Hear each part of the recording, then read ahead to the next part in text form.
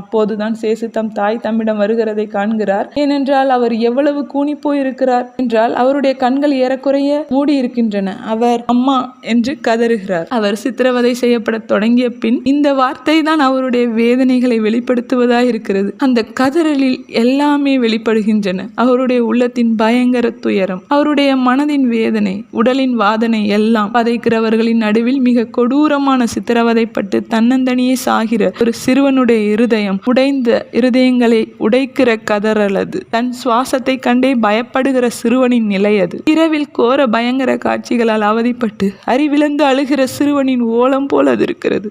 அவன் தன் தாயை தேடுகிறான், தன்னை நேசிப்பவளை. அவளுடைய அன்பின் முத்தங்கள் தான் அச்சிறுவனின் காய்ச்சலின் அனலை தணிக்கும். அவளுடைய குரல் தான் பயமூட்டும் காட்சிகளை அகற்றும். அவளுடைய அரவணைப்பு தான் மரணத்தின் அச்சத்தை குறைக்கும். மாதா கத்தி குத்தால் தாக்கப்பட்டது போல் தன் இருதயத்தை கையால் அழுத்தி பிடிக்கிறார்கள். சற்று தள்ளாடுகிறார்கள்.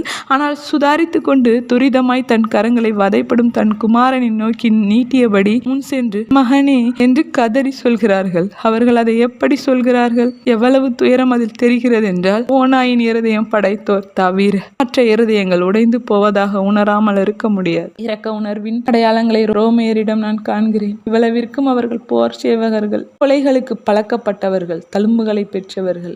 ஆயினும் நான் மறுபடியும் சொல்கிறேன், ஓநாய்களிலும் மோசமானவர்களை தவிர மற்ற எல்லோருக்கும் அம்மா, மகனே என்ற வார்த்தைகள் எல்லா இடத்திலும் ஒரே மாதிரி தான் ஒலிக்கின்றன. எல்லா இடத்திலும் இரக்கத்தின் அலைகள் எழும்புகின்றன. சீரேனே ஊர் மனிதன் இரக்கத்தால் இலகுகிறான். சிலுவையினால் தான் மாதா தன் மகனை அரவணைக்க கூடாதிருப்பதை காண்கிறான். நீட்டிய தம் கரங்களை மாதா கீழே விழவிடுகிறார்கள். அவர்கள் சேசுவை உற்று பார்க்க மட்டுமே செய்கிறார்கள். அவரை ஊக்கப்படுத்த வேத சாட்சியை போல் புன்னகை புரிய முயல்கிறார்கள். அவர்களின் நடுங்கும் உதடுகள் கண்ணிலிருந்து வழியும் கண்ணீரை பருகுகின்றன. அவரோ சிலுவையின் நுகத்தடியில் இருந்தே தம் தலையை திருப்பி மாதாவை பார்த்து புன்னகை புரிய முயல்கிறார். அவருடைய உதடுகள் பாவம் காயப்பட்டு காய்ச்சலாலும் அடிகளாலும் பிளந்திருக்கிற அந்த உதடுகளின் முத்தத்தை தம் அன்னைக்கு அனுப்ப முயற்சிக்கிறார். அப்போது சீரேனையின் துரிதமாய் ஒரு தந்தையின் பரிவோடு முள்முடிக்கு அசைவு கொடுக்காமல் காயங்களில் உராயாதபடி சிலுவையை எடுத்துக்கொள்கிறான். ஆயினும் மாதா தன் மகனை முத்தமிட முடியாது. மிக மெதுவான தொடுதலும் கூட அவருடைய கிளிப்பட்ட சரீரத்திற்கு சித்திரவதையாகவே இருக்கும். ஆகவே அவர்கள் நிறுத்திக் கொள்கிறார்கள்.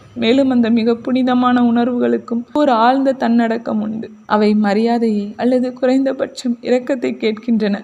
ஆனால் இங்கோ வினோத பிரியமும் அதற்கும் மேலாக பரிகசிப்பும் தான் உள்ளன. அவஸ்தைப்படும் இரு ஆன்மாக்களும் தான் முத்தம் அளித்துக் கொள்கின்றன.